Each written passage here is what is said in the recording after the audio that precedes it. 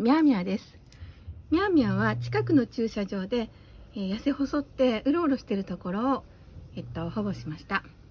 で、最初とっても小さな子猫だと思ったんですけど、病院に連れて行ったら、なんとミャーミャー5歳から8歳と言われました。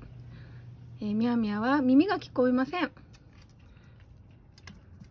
でもとっても可愛くて、とっても愛らしい。愛らしいと可愛い一緒ですね。とっても可愛い子猫ちゃんです。8歳だけど。違いますね。あれから4年だから、もう12歳かな。